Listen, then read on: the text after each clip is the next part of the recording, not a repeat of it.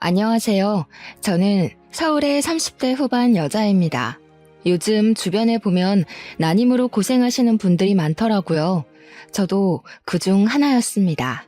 이유도 모른 채 아기가 안 생겨서 고생했는데요.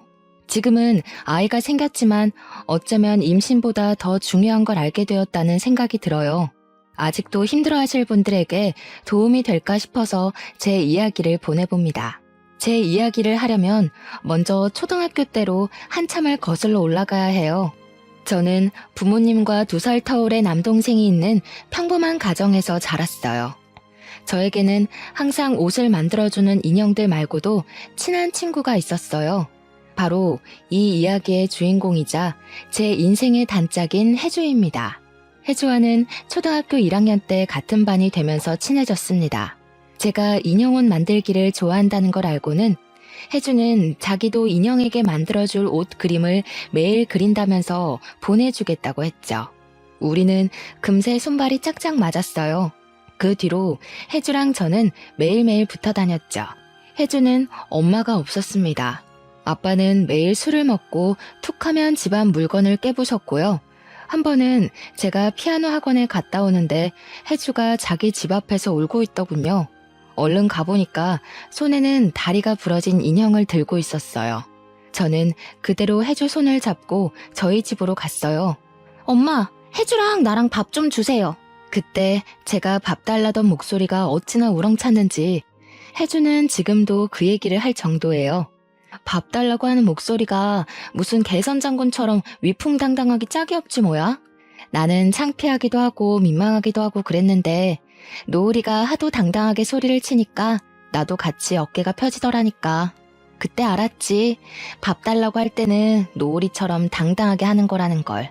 하지만 혜주가 당당하게 자기 몫을 찾기까지는 시간이 좀 걸렸어요. 저는 혜주를 그 애가 겪어야 했던 삶이 어떤 건지를 알기엔 어렸죠. 혜준의 아빠는 하루가 멀다 하고 술을 먹고 들어와 집안을 난장판을 만들었고 혜주 얼굴이나 팔에 상처가 생기는 날이 많았습니다. 그때마다 저는 혜주를 집으로 데려갔습니다. 저희 집에서 같이 밥을 먹고 숙제도 같이 하고 아예 잠도 자고 가곤 했죠. 부모님은 혜준의 사정이 딱하다는 걸 알고 언제든지 집에 와도 좋다고 말씀해 주셨습니다. 지금이라면 혜준의 아빠를 아동학대로 경찰에 신고하고 혜주를 보호시설 같은 데 맡겼을 텐데 그때는 남의 집 일에 끼어드는 게 맞지 않는 일로 여겨져서 부모님도 그러지를 못했다고 해요. 어차피 혜주는 계속 아빠랑 살아야 할 텐데 괜히 신고했다가 혜주한테 더 해가 갈지도 모르고 혜준의 아빠랑 동네에서 얼굴을 마주치는데 해코지 당할까봐 무섭기도 했고요. 그래도 부모님은 저랑 동생을 놀이동산에 데려갈 때 혜주도 같이 데려가 주셨어요. 혜주랑 제 동생이랑 저랑 셋이서 미키마우스 머리띠를 하고 입가에 아이스크림을 잔뜩 묻힌 채로 찍힌 사진을 보면 지금도 웃음이 나온답니다. 중학교 올라갈 때까지도 저희는 친한 친구로 지냈어요. 그런데 중학교 2학년이 되면서부터 혜주에게는 담배를 피우는 친구들이 생겼죠. 집이 안식처가 되지 못하는 혜주에게는 그 애들처럼 자기 마음을 알아주는 친구가 없었겠죠. 그리고 중학교 3학년 때 매일 술만 먹던 혜준의 아빠가 돌아가셨어요. 혜준은 장례식장에 덩그러니 혼자 앉아 있었어요. 저는 그런 혜주 손을 잡고 울었어요. 한편으론 다행이란 생각도 들었습니다. 그렇게 혜주는 할머니랑 살게 되었어요. 고등학교는 달랐지만 그래도 혜주랑 저는 연락을 자주 하면서 지냈어요. 열심히 공부해서 취직할 거라고 마음을 잡는가 싶더니 어느 날 혜주에게 남자친구가 생겼어요. 혜주는 점점 더 남자친구에게 몰두하더군요. 결국 혜주는 고2 때 임신을 했습니다. 혜주가 임신했다는 걸 저는 나중에 알게 됐어요. 혜주가 임신해서 학교를 그만둔다는 소식을 다른 사람을 통해 들었을 때는 기분이 묘했죠. 혜주는 결국 남자친구와 결혼했지만 결혼식은 생략한 채 혼인신고만 한 채로 살고 있었어요. 둘 다 학생이니 시댁에 들어가 살았죠. 그렇게 혜주는 어린 나이에 엄마가 되었습니다. 가끔 연락을 하면 혜주는 시부모님과의 갈등으로 힘들어하곤 했어요. 우리 시어머니는 나를 왜 그렇게 미워하는지 몰라. 내가 무슨 자기 아들 앞길을 막아? 밤새 아기 데리고 애쓰다가 겨우 잠들면 아침부터 들이닥쳐서 방꼬리 이게 뭐냐, 젖병 소독도 안 하고 엄마 맞냐 이러면서 난리를 친다니까. 아, 진짜 내가 이 집에서 살다간 내 명예 못 살지. 시어머니가 자기더러 아들 앞길 막은 년이라면서 사사건건 간섭을 한다는 거였어요. 우리 시어머니 또 아침부터 들이닥쳐서 난리쳤어. 안 그래도 힘들어 죽겠는데. 진짜 하루라도 마음 편히 자고 마음 편히 밥 좀 먹었으면 소원이 없겠다. 애 가지고 결혼한 게 죄다 죄. 어제는 또 우리 남편이 뭐라 그러는지 알아? 나더러 관리 좀 하란다. 참, 내가 누구 때문에 이러고 사는데. 아, 그랬구나. 혜주야, 근데 미안한데 내가 지금 동아리 모임이 있어서 가봐야 할 것 같아. 오늘 선배들이랑 다 같이 만나는 날이거든. 아이고, 뭐 이렇게 바쁜지 모르겠네. 아, 선배님 안녕하세요. 저도 지금 가보려고요. 힘든 마음을 털어놓을 대상이 없던 혜주는 저한테 종종 연락을 했지만 MT의 동아리 활동 등으로 바빴던 저는 혜주의 이야기를 들어주지 못했어요. 고부 갈등이란 게 새내기 대학생이었던 저한테는 너무 아득한 일이었죠. 노우라, 나 왜 이렇게 가슴이 답답한지 모르겠어. 숨이 잘 안 쉬어져. 밤늦게 미안한데 이런 말할 사람이 너밖에 없어. 술 마셔도 속에 뭐가 얹혀있는 것 같고. 저기 혜주야, 진짜 미안한데 내가 지금 내일 시험이랑 발표가 있어가지고 너무 바쁘거든. 오늘 밤 꼬박 세워야 해서 나중에 통화하면 안 될까? 아니 내가 이번 주 지나고 전화할게. 저는 다음 주에도 혜주에게 전화하지 못했습니다. 졸업 준비에 대학원 준비에 정신이 없었거든요. 혜주랑 만났을 때도 그다지 공감대가 없다는 걸 느끼곤 했던 탓도 있었을 거예요. 그렇게 혜주와 저의 삶은 하늘과 땅만큼 멀어져 있었습니다. 혜주가 시댁 식구들과 복닥거리며 사는 동안 저는 대학원을 졸업하고 의류회사에 취직을 했어요. 대학원에서 만난 남자친구랑 같이 살다가 33살에 결혼도 했습니다. 혜주보다 15년은 늦게 결혼했네요. 그때까지만 해도 아기를 가지는 건 사정 때문에 미룬 거였지 이렇게 어려운 일이 될 거라곤 상상하지 못했습니다. 결혼식 당일은 정말 정신이 없더군요. 한 사람 한 사람 일일이 신경 쓰는 게 보통 일이 아니더라고요. 혜주는 금방 사라져버렸어요.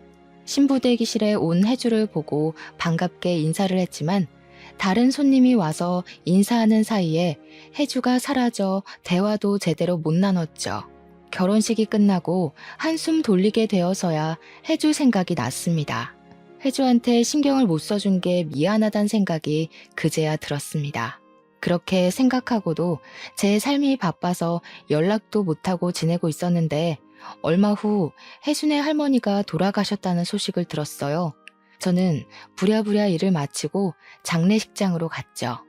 싸늘한 기운까지 도는 장례식장에 혜주는 또 혼자 앉아있더군요. 눈물 자국이 말라버린 얼굴은 반쪽이 되어 있었고요. 할머니가 계속 전화하셨는데 내가 못 받았어. 그냥 사는 게 너무 힘들어서. 할머니가 아픈데 한번 가보지도 못하고 하은이는 내 얼굴 제대로 보려고 하지도 않고 남편은 집에 들어오지도 않고 내가 할머니한테 얼마나 잘못했는지 그게 이제야 생각이 났다. 노우라, 나 어떡하니? 저는 그 자리에서 혜주를 끌어안고 같이 울었습니다. 그날 장례식장에서 혜주랑 밤을 새우며 이런저런 얘기를 나눴어요. 얘기를 들어보니 상황이 더 안 좋더군요. 혜주 딸 하은이는 스트레스 때문인지 어릴 때부터 실어증이 있었는데 여러모로 치료를 받아봤지만 잘 고치지 못했다고 했어요. 혜주는 하은이가 그렇게 된 게 자기가 너무 모자라서 시어머니랑 남편이랑 다투고 애한테 화도 많이 내서 그런 것 같다면서 울었죠. 그리고 설상가상으로 혜주 남편은 1년 전부터 집에 잘 들어오지도 않는다고 했습니다. 핸드폰에 그 여자랑 다정하게 톡 주고받은 게 그대로 있더라고. 내가 얼마나 만만한지 내 눈치를 보지도 않는 거야. 시어머니는 나한테 애망친년이라고 하더니 이젠 남편 밖으로 돌게 한 년이라고 욕을 해. 뭐가 어디서부터 잘못된 건지 이젠 뭘 해도 흥미도 안 생기고 사람들 만나는 것도 싫고 다 귀찮게 느껴져. 노을아, 진짜 이게 다 내 잘못일까? 이씨, 그게 왜 네 잘못이야? 남편이 바람난 게 마누라 탓이라는 사람이 제일 이상한 거 아니야? 애는 같이 낳아서 같이 키운 건데 왜 항상 모든 걸 네 탓으로 돌리냐고. 네 시어머니 뭐 어떻게 된 거 아니야? 그런 말 듣지 마. 네 잘못 아니야. 네가 다 잘하진 않았어도 네가 자책할 일은 아니라고. 그 주 주말에 저는 당장 혜주가 살고 있는 집에 가봤습니다. 그동안 혜주가 얼마나 힘들었는지 더 느껴지더군요. 그동안 얘기할 데도 없이 얼마나 힘들었어. 얘기할 사람이라고는 나밖에 없는 거 아는데 그냥 이제는 관심사도 안 맞고 대화가 안 통한다고. 나 사는 것도 바쁘다는 핑계로 너한테 신경 못 써줘서 미안해. 저는 대학 선배의 지인 중 언어 치료하는 분이 있어서 하은이가 언어 치료를 받을 수 있게 치료사를 알아봐 줬습니다. 하도 속이 상해서 치료비도 제가 다 내버렸어요. 그냥 그렇게라도 안 하면 자신한테 화가 날 것 같았거든요. 의욕이 없는 혜주를 위해 치료비 감면받는 방법까지 알아봐 줬습니다. 혜주야, 네 남편 말이야. 아무리 생각해도 헤어지는 게 나을 것 같아. 너한테 손까지 댔다며. 그런 아빠 있어봤자 하은이한테도 도움이 안 될 거야. 이혼하면 혼자가 된다고 너는 자꾸 그러지만 그 사람 이제 네 옆에 있는 사람 아니야. 그리고 네가 왜 혼자야? 너한테는 하은이가 있고 나도 있는데. 저는 남편과 헤어지라는 말을 어렵게 꺼냈죠. 혜주는 남편과 시댁을 그렇게 욕하면서도 이혼하면 죽는 것처럼 생각했거든요. 제 말을 들은 혜주는 제 앞에서 한참을 울었습니다. 그러고는 알겠다고 고개를 끄덕이더군요. 바람난 혜주 남편은 옳다구나 하고 헤어져 주겠다고 하더군요. 그런데 혜주가 배우자 귀책으로 소송을 걸자 혜주는 또 못살게 굴었습니다. 소송 취하를 안 하면 혜주랑 하은이를 가만 안 두겠다나요? 위자료 줄 돈이 없으니 배째라고도 했다는 겁니다. 그 사람 화나면 나한테 손찌검까지 했는데 그러다가 하은이한테까지 해코지하면 어쩌지? 아빠한테 괴롭힘 당하는 거 하은이에게는 절대로 겪게 하고 싶지 않은데. 나 너무 무서워, 노을아. 그냥 이혼하지 말고 사는 게 낫지 않을까? 하은이한테 어떻게 설명해야 할지도 모르겠고 거기서 더 상처받으면 어떡해? 이혼 안 한다고 해결되는 문제가 아닌 것 같아, 혜주야. 아이 가지고 협박까지 하는 사람인데 그런 사람 아빠라고 있어봤자 애한테 좋을 거 하나도 없지 않을까? 지금까지 괴롭힘 당한 걸로 충분한데 또 버틴다고? 하은이가 정말 그런 걸 원할까? 하은이의 치료는 더디게 진행됐습니다. 이혼 소송을 하면서도 혜주는 딸에 대한 죄책감에서 벗어나질 못했어요. 아이한테 상처만 준다면서 대낮부터 술을 마시며 눈물을 흘리기 일쑤였어요. 오죽하면 하은이 엄마 술 좀 그만 마시게 말려달라고 저한테 문자를 보냈을까요? 혜주를 생각하면 마음이 안 됐지만 저는 팩트 공격을 날려야 했습니다. 언제까지 자책만 할 거야? 네가 그럴수록 하은이한테 독이 된다는 거 몰라? 아직 젊은데 갈 데 없다고 한탄만 하지 말고 너 스스로 일어날 방법을 찾아야지. 너 자신을 위해서 노력하란 말이야. 아이 망쳤다고 자책만 하면서 정작 네 인생은 그렇게 방치해둘 거냐고. 네가 일어나야 하은이도 일어나는 거잖아. 내가 뭘 할 수 있겠어.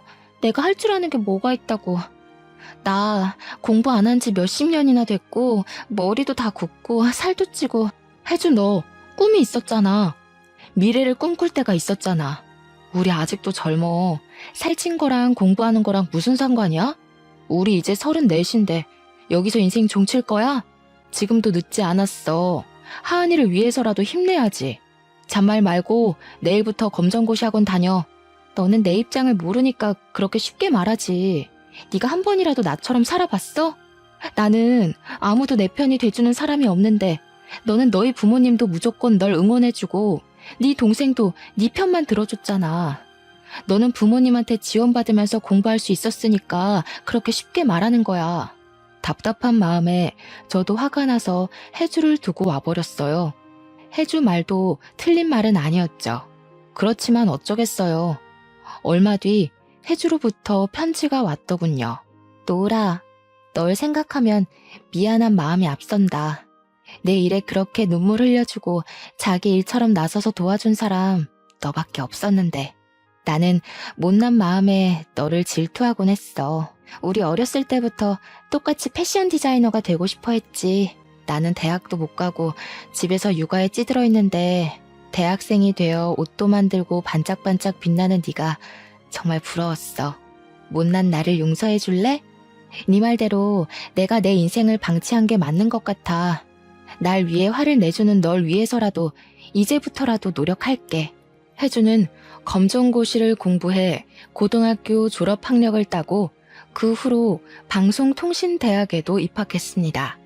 혜주는 제 인생은 자기보다 평탄하다고 했지만 그때는 제 인생도 본격적인 가시밭길이 되어가고 있었죠.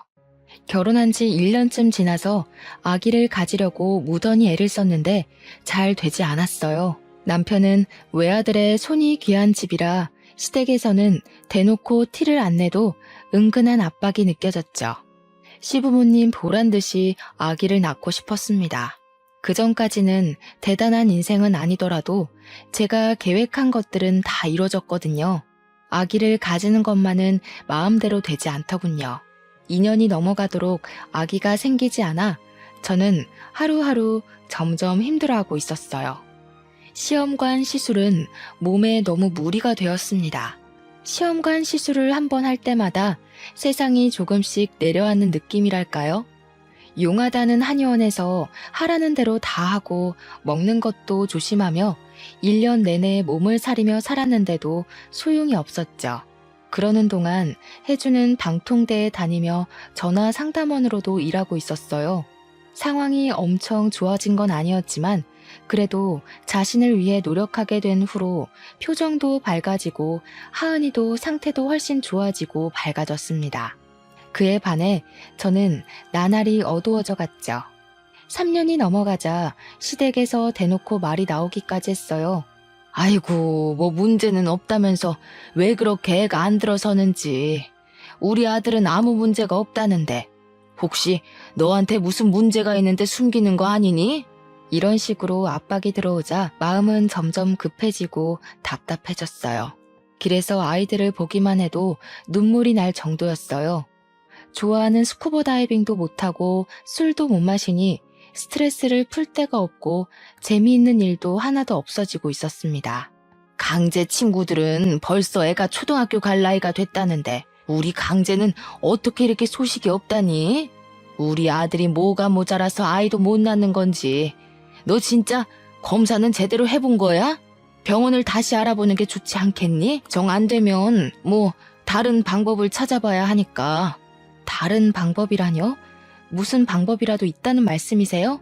아니, 뭐 방법이 있다기보다는 더 노력을 해야 한다 이거지.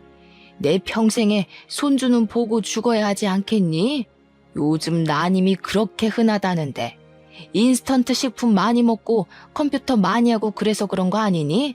하여튼 여자는 이러나 저러나 몸을 조심해야 해.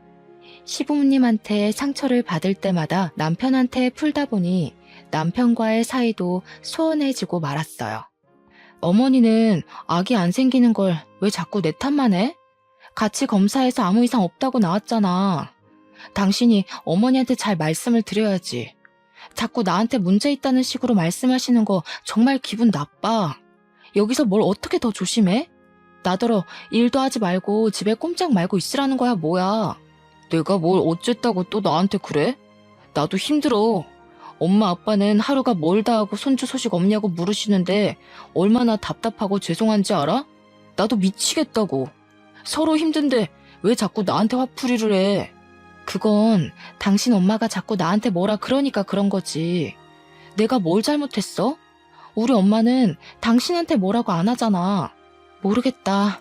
둘 다 아무 문제가 없는데 아기가 안 생기는 거라면 당신이랑 나랑 궁합이 안 맞는 걸지도 모르지. 우리는 안 되는 걸지도 몰라. 당신 어머니 하고 싶은 말이 그거잖아. 아기 낳으려면 다른 방법을 찾아야 한다는 게. 무슨 말이 그래? 우리 엄마가 언제 그런 말을 했어? 당신이 베베 꼬아서 생각하는 거잖아. 없는 말을 만들어내서 나를 공격하면 내가 뭐라고 해? 우리 엄마도 답답하니까 그러는 거잖아. 그냥 놓친네 하는 말이다 하고 넘기면 안 돼? 자꾸 이러면 나도 힘들어. 남편도 저를 위로해줄 힘이 없었죠. 우리 부부는 그렇게 소진되어 가고 있었습니다. 제가 힘들어하는 걸 안 해주는 저에게 놀러 가자고 말하기도 하고 맛있는 걸 사들고 집에 찾아오기도 했어요. 하지만 저의 슬픔은 쉽게 나아지지 않았어요. 혜주가 놀러 가자고 해도 시큰둥하고 그렇게 좋아하던 옷에도 흥미를 잃어갈 정도였죠. 제가 피폐해지는 걸 보고만 있을 수 없었던 혜주는 결국 한마디 하더군요. 야, 강놀, 너는 나더러 애 때문에 한탄만 하고 있지 말라 그러더니 네가 그러면 어떡하냐? 아기 없으면 네 인생 끝나는 거야? 왜 임신하는 데만 목을 메고 사냐고. 나한테는 내 인생 살라고 뭐라 그러더니 예전에 네가 얼마나 씩씩했는데 아기 안 생겼다고 이렇게 넋놓고 있으면 어떡해? 얼마 뒤에 혜주는 제가 어릴 때 만들어서 선물했던 인형 옷을 가져와서 편지와 함께 놓고 갔습니다. 노으라, 저번에 내가 화내서 미안해. 네 마음이 얼마나 힘들지 내가 어떻게 알겠니?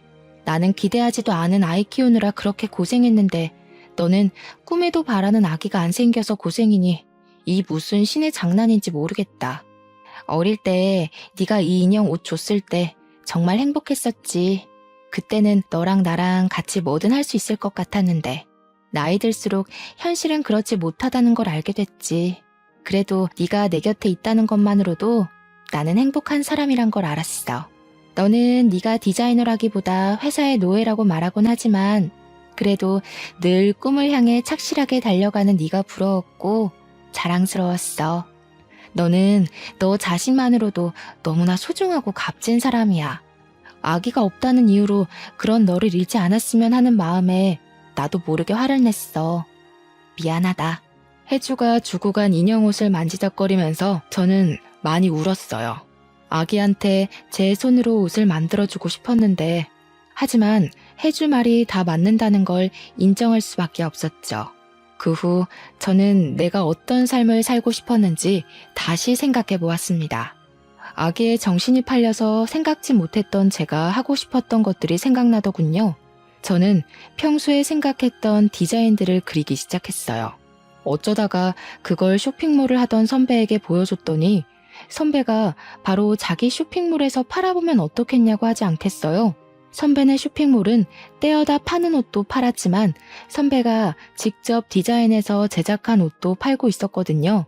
그렇게 제작부터 판매까지 순식간에 해치웠고 선배네 쇼핑몰뿐만 아니라 제 SNS를 통해서도 주문 제작으로 판매를 시작했습니다.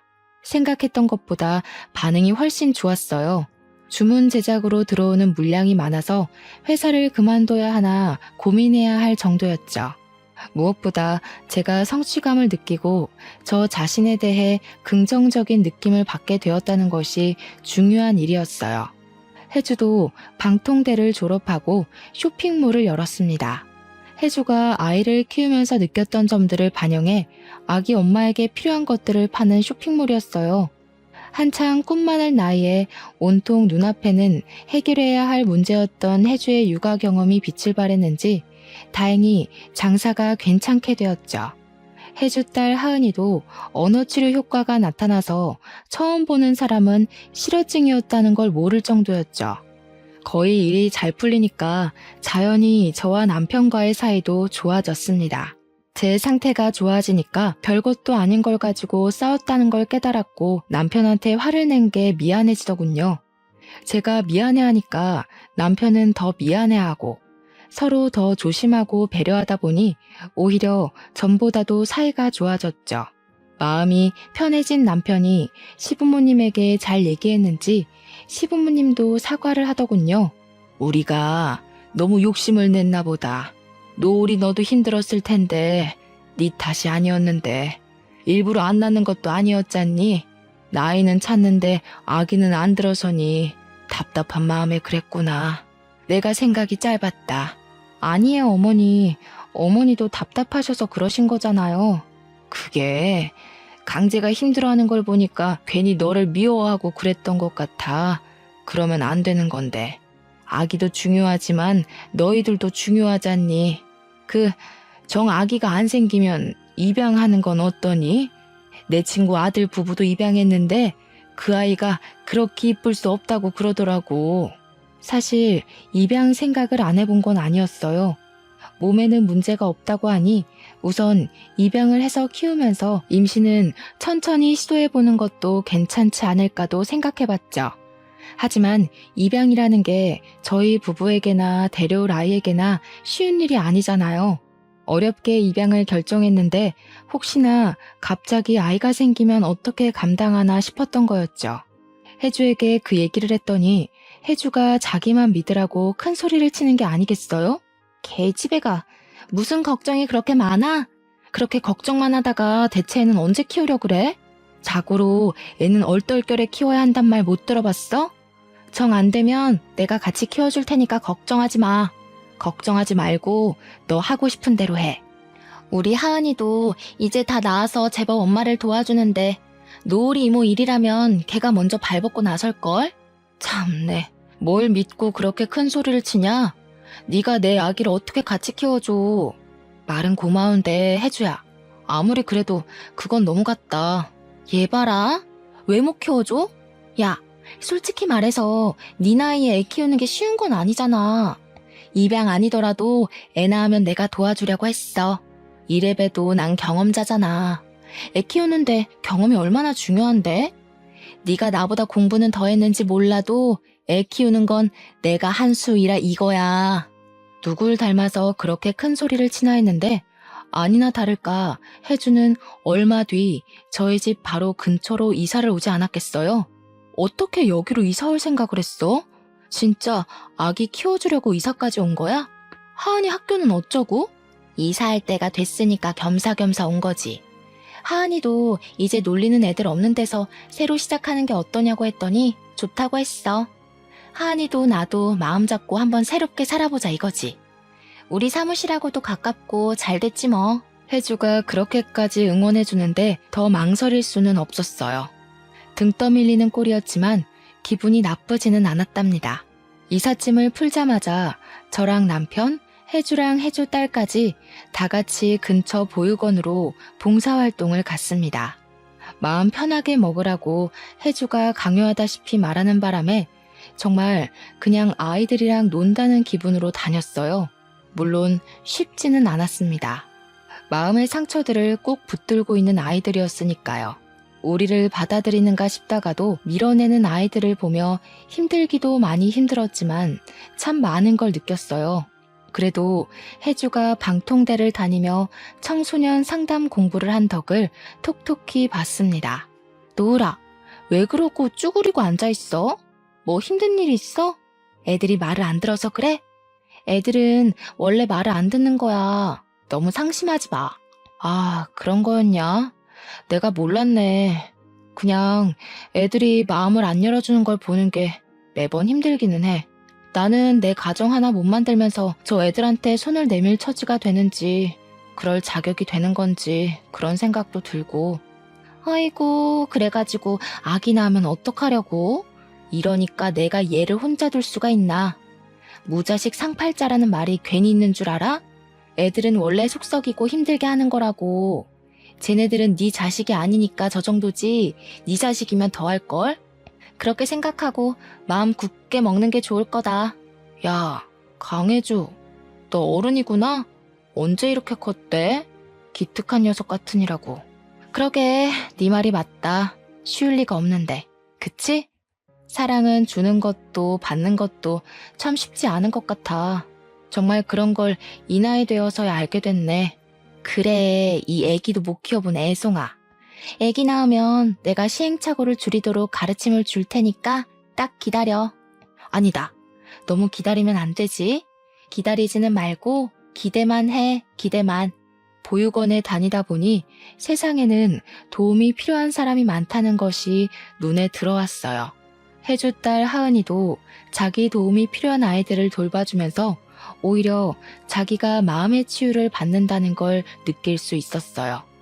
아무리 마음을 편하게 먹는다 해도 아이를 입양하려고 보육원 봉사를 하게 된 거였지만 저희는 특이하게도 어린 아이나 아가들보다는 좀 나이가 있는 이제는 입양 가능성이 거의 없는 아이들에게 마음이 갔어요. 그 아이들을 보고 있자면 그 나이대의 혜주가 떠올랐습니다. 질풍노도의 시기를 겪고 있는 10대 아이들은 누군가의 절대적인 지지와 사랑이 필요하죠. 아이들의 이야기를 들어주고 같이 나들이도 나가며 아이들과 조금씩 가까워졌어요. 어린 시절 어려운 형편에도 동생과 저 그리고 혜주까지 전시회며 박물관에 데려가 주신 엄마 아빠의 정성도 생각이 나더군요. 아이들을 다 책임질 수 있는 게 아니기 때문에 너무 급하게 가까워지지는 않으려고 했습니다. 아이들과 함께 시간을 보내는 것만으로도 위안이 되었어요. 봉사 아닌 봉사를 하며 아이를 키운다는 것에 대해 생각할 기회도 가졌습니다. 아이는 잘 키우려고 낳는 게 아니라 사랑하려고 낳는 거라는 말이 있더라고요.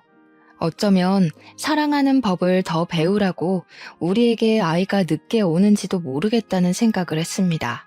고민 끝에 저희는 한 아이의 부모가 되기보다 보육원 아이들을 널리 아우르는 후견인이 되기로 했습니다. 입양에 대해, 양육에 대해 진지하게 고민해 본 끝에 내린 결론이었죠. 당신 진짜 괜찮겠어? 아무리 그래도 우리 아이 데려오려고 시작한 일인데 당신 아들 하나 딸 하나 키우고 싶다고 했잖아.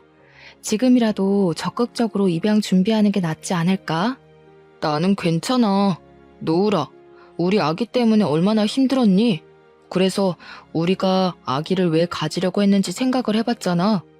너랑 나 닮은 아이를 갖고 싶었던 거고 아이가 커가는 모습을 보며 기쁨을 느끼고 싶었고 부모님께도 혈육의 즐거움을 드리고 싶었지. 거기 있는 아이들 다 똑같이 사랑이 필요한 아이들인데 한 아이만 골라 데려온다는 게 도저히 납득이 안 될 것 같아. 그렇지만 어머님 아버님도 아직 기다리시는 눈치던데. 엄마 아빠랑도 얘기해봤어. 우리 얘기 듣더니 두 분도 가끔 와서 봉사하고 싶으시다고. 이러다 두 분이 입양하는 거 아닌가 모르겠다. 우리 마음 급하게 먹지 말고 사랑이 필요한 곳에 사랑을 주는 거라고 생각하자. 인연이 된다면 우리에게 아이가 올 거고 그게 아니라도 행복하잖아. 제 남편이랑 저도 아직 30대 중반이었지만 젊기 때문에 아이들과 더 가까워질 수 있었어요. 저는 주문 제작 받던 옷이 잘 팔려서 결국 회사를 그만두고 저만의 브랜드를 론칭하게 되었어요. 저는 보육원 아이들에게 제가 만든 옷을 하나씩 선물하기 시작했습니다. 아이들의 기뻐하는 얼굴을 보면 제 마음의 방도 조금씩 넓어지는 게 느껴졌어요. 그리고 입양은 정말 우연한 기회로 일어났습니다. 제가 아니라 혜주에게 먼저 일어났어요. 저희가 다니던 보육원 봉사를 하던 도중 알코올 중독 아버지에게 학대받다가 아버지가 돌아가셔서 들어온 5살짜리 여자아이 윤혜가 있었어요. 윤혜는 누구에게도 마음의 문을 열려고 하지 않았습니다. 말도 안 하고 다른 아이들이 노는 걸 겁에 질린 강아지처럼 쳐다보기만 했죠. 그런 윤혜의 마음을 제일 잘 아는 사람이 있었으니 그건 바로 혜주였어요. 혜주랑 윤혜가 같이 있는 모습을 보면 나이 차를 넘어서 꼭 소꿉장난하는 친구 같다는 느낌을 받고는 했어요. 서로의 마음을 가장 잘 이해하고 서로를 치유해주는 그런 친구였죠. 원래 5살 정도 되면 이미 자기의 습관이 생겼기 때문에 입양하는 데까지 엄청난 시간과 노력이 소요되기 마련이거든요. 그런데 혜주랑 윤혜는 마치 원래부터 가족이었던 것처럼 자연스럽게 서로를 받아들였어요. 말수가 많지는 않아도 이제는 할 말은 다 하는 혜주 딸 하은이도 동생이 생기는 걸 아주 반겼죠. 하은아, 동생 생겨서 엄마 뺏길까봐 걱정되고 그러지는 않아? 윤혜가 집에 오면 아무래도 네 엄마가 윤혜한테 신경을 많이 써야 할 텐데 하은이가 섭섭하지 않겠어? 이모도 참, 동생인데 섭섭하긴 뭐가 섭섭해요? 윤혜가 얼마나 귀여운데. 저번에 데려다가 자니까 외롭지도 않고 얼마나 좋았는지 알아요? 우리 집은 항상 허전했는데 윤혜가 오니까 뭔가 따뜻해지는 것 같던걸? 그리고 나도 고등학생인데 동생 질투나 할까봐? 노을이 이모는 동생한테 질투했어? 그러니? 이모는 약간 질투했던 것 같기도 하고. 사실 내 동생도 귀여웠어. 얄미울 때도 있지만. 혼자서 컸다고 생각하면 되게 외로웠을 것 같아. 가끔은 미울 때도 있지만 그래도 다들 곁에 있어줘서 외롭지 않았지. 하은이는 요즘 수아랑 친하게 지내는 것 같더라. 아, 맞아. 요즘 수아랑 얘기하는 게 제일 재밌어. 수아도 나처럼 어렸을 때 사람들하고 말하는 게 무서웠대. 그런데 지금은 말이 너무 많아서 문제라니까. 근데 이모, 수아가 그러는데 노을이 이모가 제일 이쁘대. 노을 이모는 옷도 잘 만들고 얼굴도 예쁘고 애들이랑도 잘 놀아주는 게 천사 같아서 이모처럼 되고 싶대. 진짜로?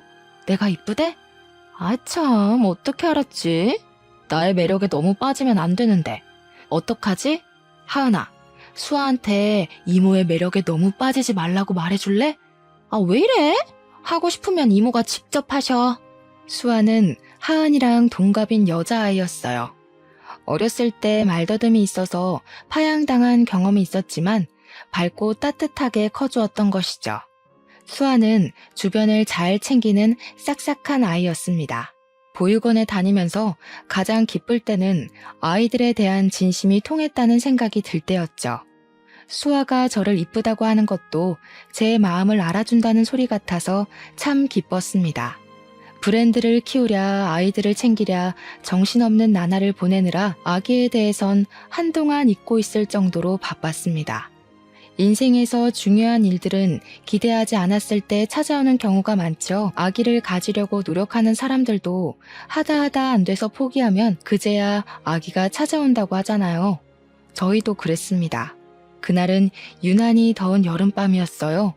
남편이 갑자기 자다가 벌떡 일어나는 바람에 저도 같이 깨고 말았습니다. 당신 왜 갑자기 자다 말고 일어나고 그래? 무슨 일 있어? 안 좋은 꿈이라도 꾼 거야? 어? 아니야. 별일 아니야. 안 좋은 꿈은 무슨 안 좋은 꿈일 리가. 남편의 기색이 뭔가 수상쩍었지만 저는 다시 잠이 들었죠. 그런데 얼마 뒤 남편이 저에게 자꾸 임신 테스트기를 해보라는 거였습니다. 남편이 너무 들떠있는 것 같아서 괜히 실망할까봐 하기 싫었지만 좀 미심쩍은 기분으로 테스트기를 해봤습니다. 그러니까 저는 아무 기대도 없었단 얘기예요. 결과는 두 줄이었습니다. 믿을 수가 없었습니다. 드디어 저희에게도 아기가 찾아온 거였어요. 남편은 왠지 남자아이일 것 같다고 호언장담을 했죠. 남편이 무더운 여름밤에 꾸었던 꿈은 번쩍번쩍 빛나는 황금알이 품 안으로 굴러 들어오는 꿈이었습니다. 태양이는 그렇게 저희에게 찾아왔습니다. 노을이 이모 임신했다는 거 진짜예요? 이모 닮으면 아기가 진짜 이쁘겠다. 나도 얼른 보고 싶어요. 남자예요, 여자예요? 아직 몰라. 수아는 아가들을 참 좋아하는구나. 저번에 보니까 아기들 기저귀도 갈아주고 그러던데. 힘들지는 않아? 별로야. 이거 봐봐요. 내가 아들 주려고 만든 인형인데 종도 달았어요. 이모 아가 나오면 선물해주게 만들어 놓을게요. 그때 왜 갑자기 그런 생각이 들었는지 모르겠습니다. 갑자기 수아도 우리 집에서 같이 살면 참 좋겠다는 생각이 들더군요. 수아야, 수아도 이모 집에서 같이 살래? 진짜요? 진짜 그래도 돼요? 그런데 이모가 아기 낳으면 신경을 못 써줄 것 같아서 그게 좀 걱정이네. 아가가 좀 크고 좀 있다가 보호 종료되면 수아도 나가서 집 구해야 하잖아. 그때 오는 것도 괜찮을 것 같아. 물론 지금 와도 되지만 어쨌든 수아가 진짜 독립할 힘이 생길 때까지 이모 집에 와서 사는 건 어떨까? 이모가 아저씨랑 잘 얘기해 볼게. 수아는 눈물까지 글썽이면서 기뻐했어요. 그렇게 좋아하는 걸 왜 진작 말해주지 못했나 싶어서 저도 눈가가 촉촉해졌습니다. 순서가 뒤바뀌었지만 남편에게 수아랑 같이 살면 어떠냐고 물었더니 남편은 조금도 망설이지 않고 좋다고 하더군요. 이모, 제가 생각해봤는데요. 지금 제가 가면 애들이 너무 섭섭해할 것 같아요. 어차피 얼마 남지도 않았는데 이모 말대로 퇴소하면 이모랑 같이 살게요. 그렇게 말했지만 수아는 그 후로 저희 집에 자주 왔습니다. 제가 태양이를 낳을 때는 병원에 와서 자기 일처럼 두 손을 꼭 모으고 기도를 했다고 하더군요. 아가 손이 너무 예뻐요. 어쩜 이렇게 조그맣고 이쁘지? 아가손이 이모랑 닮았어요. 수아야, 우리 집에 온다고 해줘서 고마워. 네가 있다고 생각하는 것만으로도 엄청 든든한 거 있지? 더 빨리 데려올 수 있었으면 좋았을 텐데. 그래도 혼자서도 이렇게 좋은 아이로 자라줘서 이모가 진짜 뭐라고 감사해야 할지 모르겠어. 네? 입양 간다고 하면 다들 양부모님한테 감사하라고 그런다던데 왜 이모가 고마워요? 입양 간 애들 말 들어보면 막 주변에서 귀에 못이 박히게 듣는데요. 나중에 효도하라고. 뭐 제가 고맙죠. 누가 이렇게 큰 애를 받아줘요? 이모랑 아저씨가 천사인 거지. 아니야. 사람들이 몰라서 그래. 다 커서 와주는데 우리가 고마운 거지. 너랑 나는 다른 집들처럼 서로 부딪히는 부분도 별로 없잖아. 앞으로 더 지내봐야겠지만 나는 네가 내 딸 같기도 하고 동생 같기도 하고 어쩔 때는 언니 같기도 하고 그래. 네가 우리 가족이 되어준다니까 엄청 좋은 선물을 받은 느낌이야. 돈 주고는 절대 살 수 없는 그런 선물. 여보, 밖에서 아주머니들 하는 소리 들으니까 수아가 딸인지 동생인지 자기들끼리 의견이 분분하던데 뭐 저렇게 큰 딸이 있겠냐고. 근데 동생이라기엔 또 너무 어린 것 같으니까 친척일 거면서들. 근데 둘이 닮긴 닮았나 봐. 어쨌든 가족인 줄 아는 거 보니까. 어떡해, 내가 해명을 좀 해줘야 되나? 아이고 참, 남의 일에 왜 그리들 관심이 많은지 모르겠네. 동생이면 어떻고 딸이면 또 어때서? 신경들 끄라고 말해줘 수아야. 괜히 신경 쓰지 마. 남들이 하는 얘기는 아무 신경 쓸 필요 없어. 우리가 가족이라는 게 중요한 거야. 에이 참, 그렇게 궁금하면 말해드려야지. 입양한 딸내미예요. 여기 이분들이 저 입양해 주셨어요. 아이고 귀 따가워라. 누구 목소리가 밖에서 이렇게 쩌렁쩌렁 들리나 했더니 수아였구나. 수아가 누구 닮아서 목소리 큰가 했더니 노을이 닮아서 그런 거구만. 누가 예비 모녀 사이 아니랄까봐. 그래, 수아 너 목소리 좀 죽여야겠더라. 내가 전부터 말했잖아. 아니 이것들이 누구 딸더러 시끄럽다고 야단인 거야? 혜주 너도 만만치 않거든? 얼마 뒤에는 혜주의 결혼식이 있었습니다. 혜주가 일하면서 알게 된 사람과 재혼을 하게 됐거든요. 하은이랑 저 그리고 수아가 들러리를 섰습니다. 저는 축사도 했어요. 사랑하는 혜주의 결혼식을 축하하며. 네가 내 옆에 있어줘서 얼마나 다행이었는지 몰라. 이제는 네 곁에 든든한 버팀목이 또 생겼네. 네 덕분에 보육원 봉사를 다니게 됐고 우리는 우리 자신보다 더 귀한 아이들이라는 선물도 받았지. 다 네 덕분이야. 너랑 서로 도우며 일어날 수 있어서 얼마나 감사한지 몰라. 내 인생은 너라는 사람의 세계만큼 넓어지고 밝아졌어. 이제 네 인생의 동반자와 함께 힘든 일들은 훌훌 털어버리고 더 행복해지길 기도할게. 사랑하는 친구 노을이가. 제 이야기는 여기까지입니다. 혜주랑 딸 하은이랑 제 딸 수아는 각각 대학생이 되어서 열심히 공부하고 있습니다. 윤혜랑 태양이도 씩씩하게 자라고 있고요. 주변에 보면 임신이 안 되어서 힘들어하는 분들이 참 많더라고요. 아무래도 아기는 제가 오고 싶을 때 오는 게 아닌가 싶어요. 조금만 힘을 빼고 우리의 사랑이 필요한 곳에 눈을 돌려보는 건 어떨까요? 제 이야기 들어주셔서 감사하고 여러분 모두 추운 겨울을 따뜻하게 이겨내시길 바라보겠습니다.